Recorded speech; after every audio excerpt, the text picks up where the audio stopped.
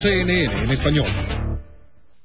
Luego la Asociación Cívica Guerrerense participa en unas elecciones por el gobierno estatal, le ganan al PRI, interviene el ejército, los meten en la cárcel, matan gente y desconocen al gobierno legítimamente electo. Lucio era el presidente del Comité Regional. Te preguntaba, Gerardo, sobre esta parte de la historia de México donde está un personaje como Lucio Cabañas, en donde la guerrilla urbana y la guerrilla rural tienen lógicas diferentes. ¿Qué encuentras a partir de la historia de Lucio Cabañas sobre ese desencuentro ciudad-campo en México? Mira, en los 70, quizá un poco antes, para entenderlo más claramente, desde los 60 quizá, herederos ya de Jaramillo, de Rubén Jaramillo en los 50, ¿no? Es decir, la zona rural seguía siendo pues proporcionalmente muchísimo mayor que la urbana, ¿no? No tengo ahorita la cifra, pero quizá pueda ser un 60 o 70% rural, 30-40% urbano, ¿no? Recordemos que veníamos también el gran antecedente de la Revolución Cubana, que pareciera que un puñado de hombres podían, por voluntad propia, hacer la revolución, ¿no? Y que sí se podía. Entonces, los años 60 y 70 venían permeados de todo esto. Recordemos el 68, que fue un movimiento mundial, ¿no? Encabezado prácticamente por jóvenes. Estudiantes jóvenes. Por estudiantes, ¿no? Y tal. Pero las condiciones en México, repito, en el área rural, permitían repensar que el movimiento social podía ser violento y además llegar al poder, ¿no? Paralelamente, herederos del 68 y el 71 se desencadena pues todos los movimientos sociales que después se radicalizarían a nivel urbano. Viene el MAR, viene la Liga Espartaco, vienen los enfermos, en fin, todos estos grupos que no encontraron espacio ni voz y que fueron perseguidos y entonces deciden radicalizarse. Decide Salas Obregón generar un solo movimiento, que era la partidaria, que era juntar a todos los movimientos sociales radicalizados, los guerrilleros de este país, y formar un solo movimiento. Entonces, a nivel urbano, logra consolidar, se forma la Liga Comunista 23 de septiembre, por supuesto clandestina, ¿no? Pero en ese momento se toca, Lucio Cabañas ya tenía su guerrilla enclavada en Guerrero. Lo que necesitaba Salas Obregón era incorporar a Lucio a su movimiento, porque claro, Lucio daba golpes espectaculares al ejército.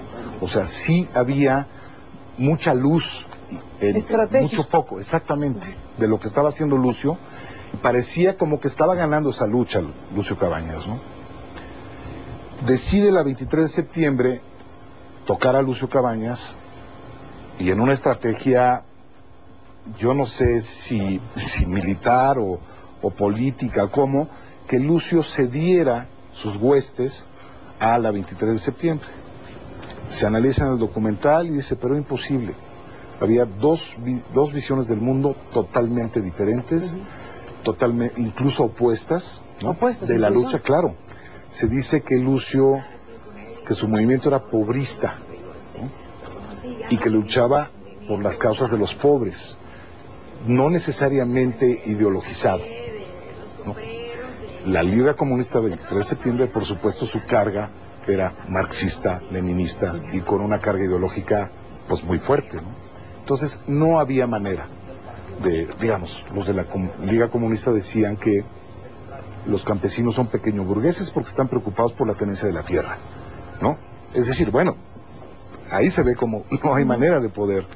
Entonces vienen diferencias fuertes, ¿no? Y yo sí siento, la sensación que me queda es que no había manera de encontrar el lenguaje común, el código común para encontrar la lucha. ¿Qué hubiera pasado si se conectan unos y otros? Hubiera sido muy, yo creo que la historia sería otra, en el sentido del efecto que hubiera tenido un movimiento social radicalizado que abarcara tanto lo rural como lo urbano. Es decir, la incidencia hubiera sido otra. ¿La rudeza del Estado hubiera sido mayúscula? Yo creo que sí. Lo fue. De hecho, lo fue. Ya es la historia ficción en este caso, porque habría que imaginar que hubiera pasado desde el Estado mexicano si efectivamente estas organizaciones, tanto rurales como urbanas, hubieran entrado en una conexión. Pero en fin, eso ya no ocurrió y es parte de la historia. En el caso de Lucio Cabañas, esa figura emblemática, ese personaje que es uno de los más acabados, digamos, de las luchas guerrilleras en México, está marcada, bueno, por supuesto por la tragedia, ¿no? Por la sangre, por la batalla misma y su connotación que lo hace ser quien es en la historia de México, pero la brutalidad con la cual fue asesinado él y su familia, la reacción del gobierno mexicano frente al caso Figueroa, ¿no? Que no dejó espacio para ningún tipo, no digamos de negociación, sino de mínima posibilidad de permanecer con vida. Claro.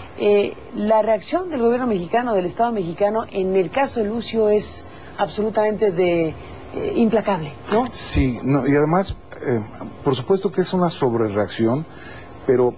Bueno, había secuestrado a Figueroa. Por supuesto, bueno, y además, no lo había matado. Además era una guerra, y no lo mató. Porque tú me contabas antes de iniciar esta plática, no mató a Figueroa. Exacto, o sea, no lo mata, pero digamos que la comandancia habían podido tomar la decisión de, ok, no logramos el objetivo que era el dinero, las armas, la liberación de los presos, entonces, bueno, pues lo matas, es lo que seguiría en esos términos. ¿Y eso que discutieron entre los líderes del Eso se movimiento? discute, claro, y Lucio se opone, porque él sentía que la única manera de poder preservar a los hombres, que tampoco eran miles y miles como Figueroa por ahí lo describe, sino eran un puñado de hombres, eran quizás 100 en la lucha. La única manera de salvar la vida era no matándolo él. Era preservándolo. ¿Eso claro. creía?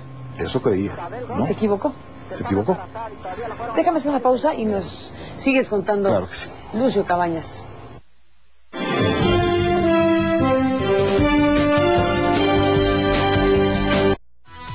Aristegui fue patrocinado por GMC Yukon. Ingeniería más allá de las expectativas. Aristegui fue patrocinado.